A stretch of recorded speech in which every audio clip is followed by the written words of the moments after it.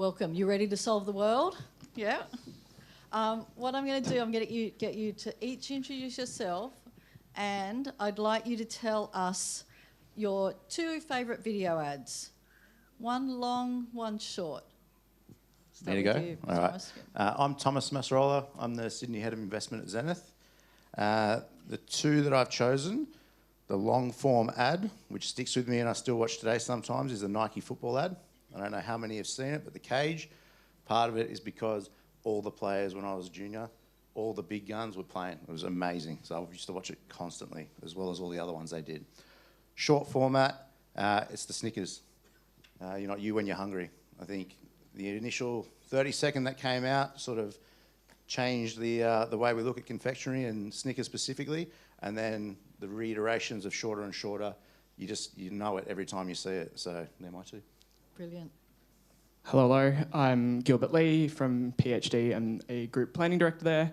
My long form is Cadbury, wouldn't it be nice? I think it's a nice world building as someone who's a sweet tooth. Good recollection for me. And then probably the shorter one is the reading writing hotline. I think if I say it, everyone's now singing the phone number in their head. Yeah. Nice, to the point, and very memorable message. I'm Joe Tague. I'm Director of Strategy and Planning at Monks. So me and Thomas are from a similar age because we had some similar picks. I think my longer form one was the Budweiser. Wazza! I think for obvious reasons. Everyone knows that one, but I think secondary was the cage as well, for similar reasons. And I'd say short form, one of a bunch of Airbnb ads. I think one of them was Live Anywhere around COVID. I think they've done perfectly with breaking down ads to target different audiences and resonate with them. So yeah, they were mine. Yeah, brilliant. Great choices. And I want to try and bring up those shorter form ones because we do, and I do the same thing, go back to the nostalgic long form ones. So just reminding ourselves what the great short forms are as well. You saw Nat earlier present some of the State of the Nation research findings. This is an opportunity to share any surprises, anything that felt particularly relevant. Gilbert, why don't we start with you? Anything shine through from the results? Yeah, I think it's good to see that video is no longer just a line item, but like a must-have in a lot of our digital planning and strategies. I think it's great to see that a lot of agencies are adopting a unification in their planning. I guess the next step for us as an industry is the adoption of unification in the measurement side as well. Great. Joe? There's quite a few things which were unsurprising. The growth of video year on year. I think that's also quite closely linked to like video consumption. I think it was like 85% of Aussies 14 plus watch video once a week. I've actually seen stats even go as high as 90, yeah, 95%. I'm wondering what the other 15% are doing, but yeah, exactly. But it's even like through like the likes of GWI. I think that's more older audiences. The full funnel approach as well. I think you see that with how different video lengths are now used. Bit more platform specific, but then how then that's used to drive interest, drive people through the funnel. And then also this focus on ROI. I think as marketers, like the first budget to go always is marketing, and we're always trying to justify the spend. So it's interesting that that's now starting to rise above the top. Pieces, yeah, I think as well what stood out to me on the other side was the AI adoption challenges. I think that's more of a challenge for like bigger businesses rather than smaller businesses. For me, it's democratizing how videos are produced and the quality of video production. You know, 2 people in a bedroom can make a video that would have cost hundreds of thousands of dollars. That's terrible whatever revenue model works, Joe, I guess. I'm talking about using the likes of VO3, you know what I mean? You don't need a camera anymore to make video, you know what I mean? But even, like, I don't know if anyone's seen, like, the likes of those old videos of where, you know, the stormtroopers, like, vlogs, and, you know, the video production level is just second to none now. Okay, we might come back to why that is. How about you, for Thomas? I think the most surprising thing for me was when you look at the challenges, I thought the macroeconomics would have been a lot higher in terms of having an impact on investment. I think the cross-channel measurement piece whilst it's important, no one's nailed it yet. And when I talk about that, it's the combination of cinema, AV out of home, the short format, the long format. If that wasn't to come to fruition in the next 5 years, would it drastically change the investment going into video? Probably not. So I thought that was quite interesting how the market put that as number one. Yes, they were close, but I thought that was a surprise for me. Yeah. The amount of questions that came through on Slido on market mix modelling when I think we asked a different question was quite interesting. Nat is pulling together a fantastic market mix modelling landscape, and I would recommend everyone coming to Measure Up because we will look into that in detail. So that's definitely top of mind how to pull that all together. We've talked a lot today about fragmentation, so I guess there's growth in dollars, but there's growth in formats, opportunities, it's exploding. I'd love to sort of, we've talked in theory, the market's talked a lot about wanting to be in more places, take the opportunity. You're the ones who have to bring that to life. What changes are you making internally, either operationally, structurally, and advice to clients? How are you doing all this in a way that makes sense? Joe? I'd say for me, it all starts with the strategy. Like, always start with your audience. Where is their attention? Like, what channels are they using? How are they using the channels? How can you then look at a holistic channel approach and serve ads which are relevant to the channel and how people are consuming? I also think adopting like an iterative test and learn approach. I think a lot of people just are keen to set and forget, running creatives for longer periods of time, when we should be continuing to test and learn and iterate.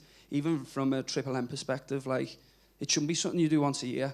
It shouldn't something that should be always on, and it shouldn't be the Bible. It should be something that is just used to inform. And the other thing is just around data. Don't be too reliant on data. Like, for me, marketing's all around human psychology. It's always all about the people, how the people think, and that emotional side, like Budweiser, humour, like emotion. These are the things that people remember. Great. Gilbert? Yeah, we've created tools at Omnicom, not out of the pressure of fragmentation, but to make sure we're more informed in our decisions, working with vendors and first-party data to make sure we truly know where consumers are consuming their screens, not necessarily chasing the new or the shiny platform, but making sure we're looking to where the audiences are, and then furthermore looking to where their attention is focused as well. And then further, when we look at how we buy that, how we can create further optimizations, fluidity in our investment, but also integrating our proprietary AI to ensure there's suggestions and how we can make sure we're creating efficiencies, but also looking at where the audience are best placed as well. That's AI in the planning side of things? Planning and also some of the buying as well. Yeah, okay. Yeah. Thomas? At Publicis, we've been able to fuse the digital and the linear data for quite a while to get that incrementality. So from a media point of view, good part of the last 10, 15 years, we've already been there, being able to deliver that for our clients. I think what we're trying to supercharge now is all those other formats where the data hasn't been able to be unified across the digital and the traditional linear to get that full view. So things like cinema, as I touched on, as programmatic out of home and the more digitisation, more AV that comes into there, how do we take those additional elements and build it into what we've already got and enable the teams to be able to activate wherever an AV placement can be had?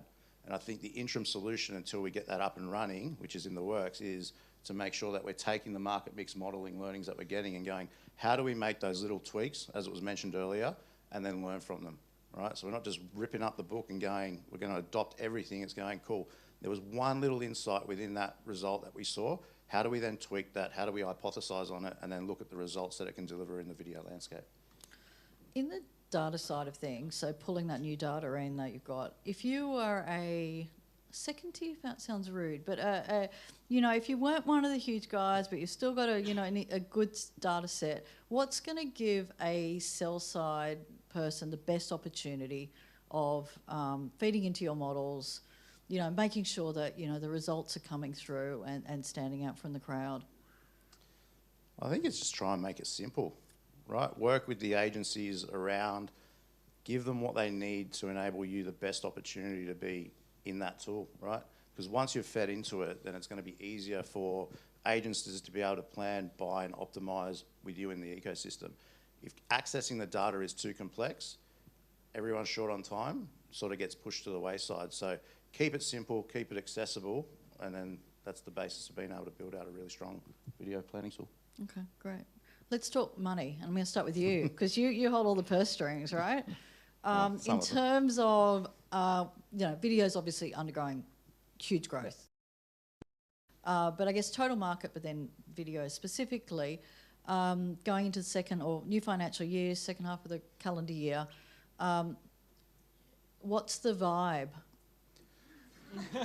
The vibe. What's coming through? Are we positive? What's the sentiment? Yeah, I think generally the market's more positive than what we were 6 months ago, right? I think with all the uncertainty, we had Trump come back in, we had the tariffs, we've had an election, and we didn't know who was going to win.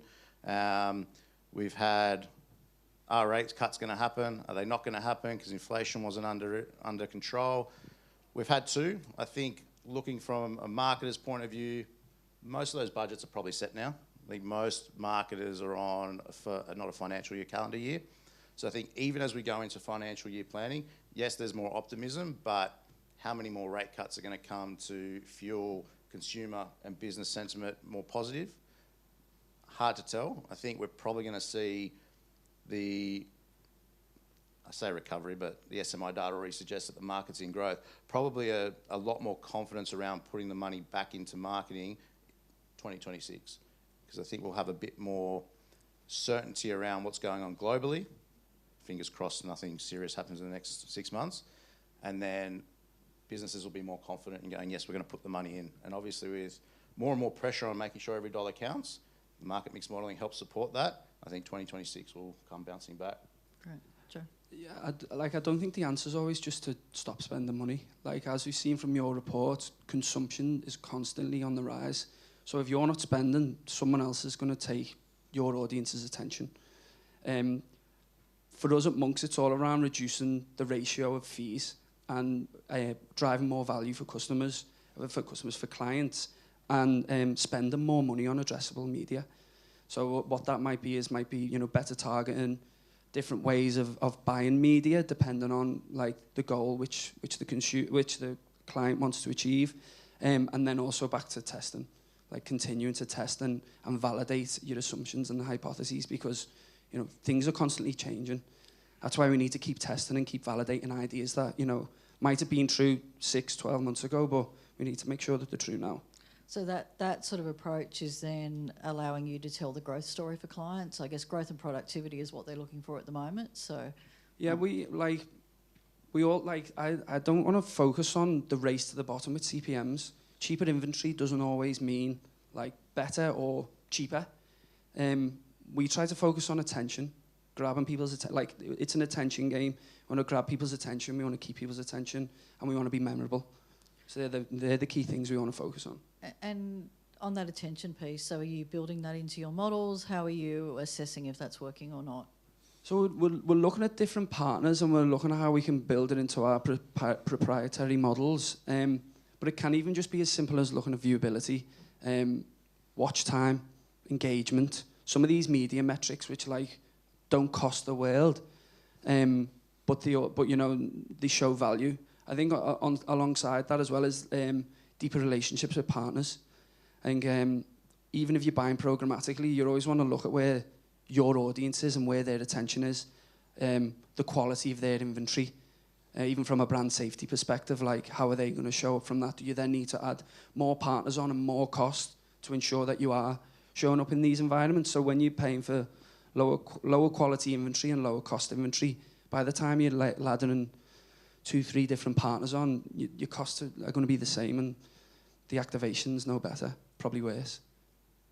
Gilbert, in terms of that, selling in growth to clients and investment, are you starting to feel that within your agency?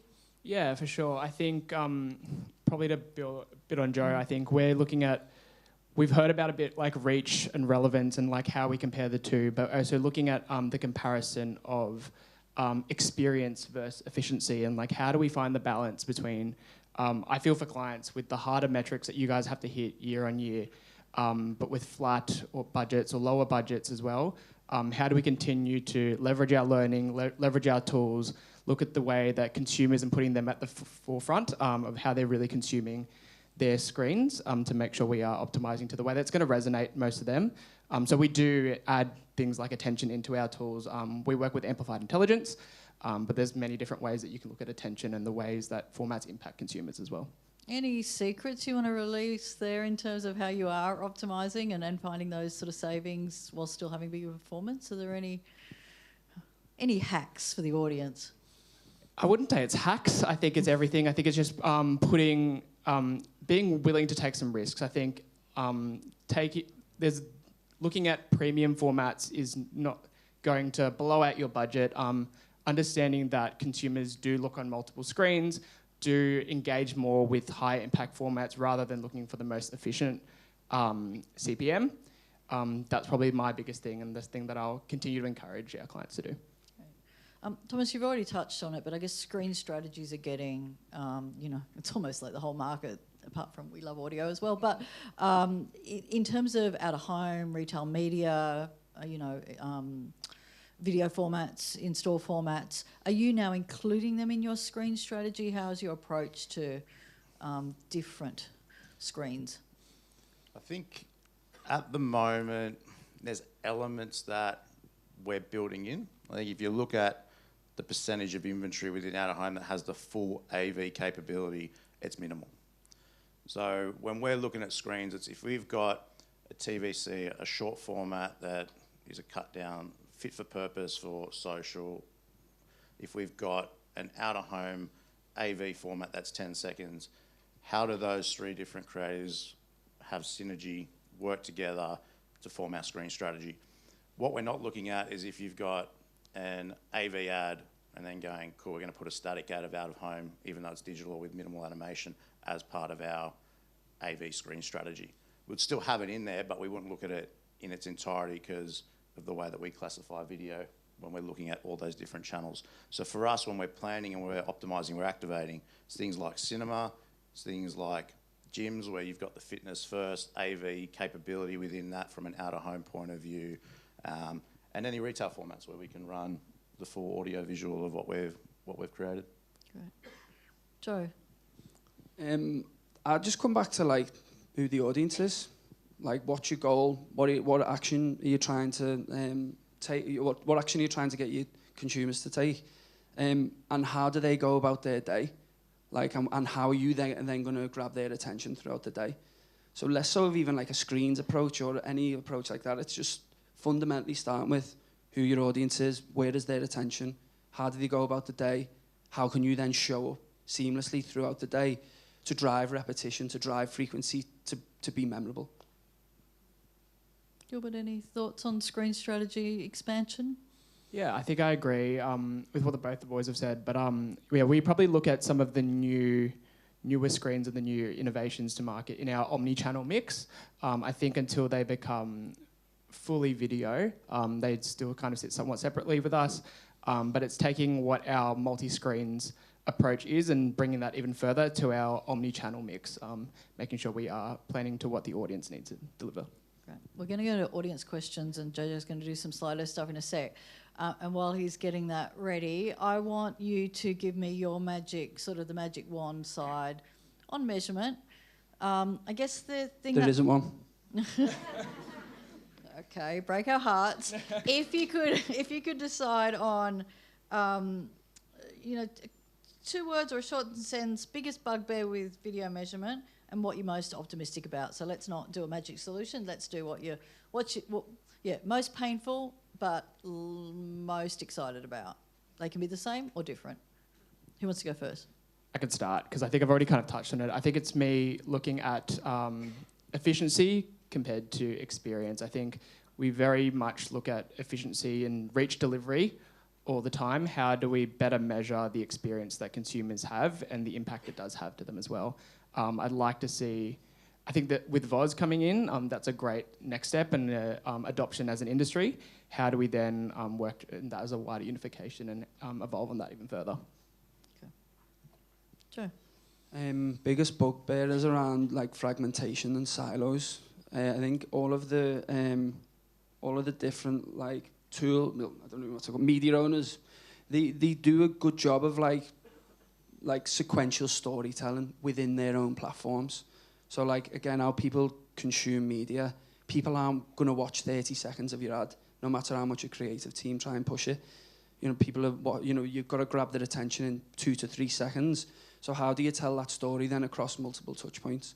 So, you know, in an ideal world, you could do that across different platforms, but I think we're a lot further away from cross-platform measurement than, you know, maybe the study said. I think, without going too much into it, these big media owners are in their own race to the top to take it all. They're not going to play nice on the way there. But I also think... You've been told, guys. Yeah. But I also think there are big, like, over the past few years, there's been a lot bigger strides to the likes of MMM with Meridian and, you know, different tools, again, democratizing how people can access it and, you know, making it easier for people to actually have these as always on. So, you know, I think, Thomas, I've partially robbed your answer, but I think I've said it in a different way. But it is two of the same thing. You know, one is a bugbear, but I think, you know, it might take longer, but we are making the steps to get there. So I don't have a bugbear, but I got a worry. My worry is that once we do have a unified system, that all video starts being measured on one metric which may not be relevant for that format. So I'll take an example. Linear TV, most people are buying and optimizing to a 1+ reach. Is that frequency and the ability to buy only 1+ in a digital world the right way to maximize the outcomes from a market mix modeling perspective? Should you be buying a higher frequency level? Should you be buying a different way of reach? Should you be buying a different metric completely? That's my one worry once we get a unified cross-measurement platform across all of those different channels, because we could then be going from a media point of view, the metric looks really good, it's doing its job, but then the market mix modeling comes through and then we start to see those channels that historically have been strong start to drop off.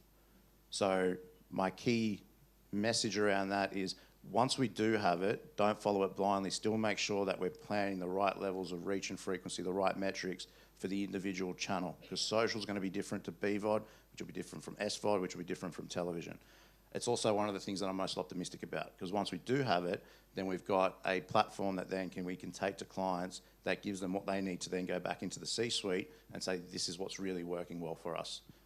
Do you think that sorry, I've got a question for you, Thomas. Do you think that your worry could or do you think that your worry could be answered by like defining measurement? Yeah, and aligning on that before you do it? I think that's the thing. Once we've got that system, it's still a matter of then everyone defining the right measurement and what we're trying to achieve from a business point of view, which then leads into the media metrics, right?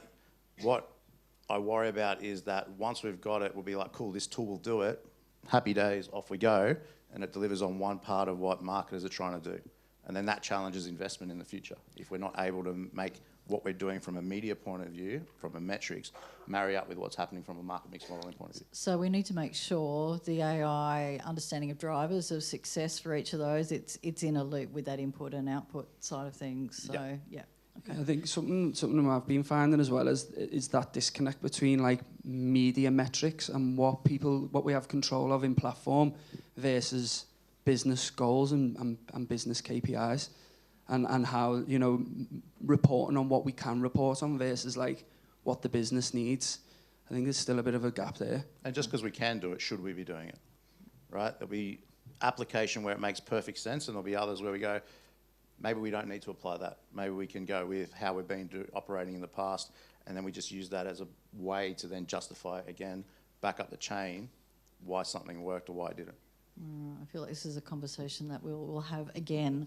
JJ, give us one or two quick questions. One or two? Yeah. One or two just for Joe, I reckon. So, put my glasses on. Actually, in terms of social, there's a question here in terms of, is there a danger of that still being planned separately, to sort of screened generally, or are you bringing it all together? And if so, why is it still being planned separately? Gilbert, yeah. I'm quite new to this market, as you can probably tell. You can probably tell more than others. Accent. I haven't heard it in ages. I think, like, from what I've seen, is that a lot of channels are siloed here. I've never thought of it like that. So I think for me, I'm starting to relearn some things that maybe I forgot or I'd assumed that it would be. So for me and my approach, no, I don't think of it as separate. Okay. I look at it as a holistic channel approach and where the audience's attention is. Actually, back to you. Sorry, add creative ID framework. Is that of interest? Is it something that you still feel is a bit further away and not yet tangible, but as an approach philosophically, thumbs up? Again, with like AI creative, it makes it a lot quicker and easier to make ads at scale. And my belief is that we should all be testing and allowing a period of testing even before you scale to see what works and then scale and continue to do it. So there is also a question inevitably about AI and impacting media planning specifically. So is that something that we're enabling a little bit with human oversight, I would imagine? Is that starting to take effect? Yeah, we're definitely starting to use it. We have our own proprietary AI, but using that to inform our decisions, not make the decisions, and help understand where audiences are consuming rather than go, let's just make the optimization and go for whatever the KPI we set is. Brilliant. Thomas, Gilbert, Joe, thank you so much.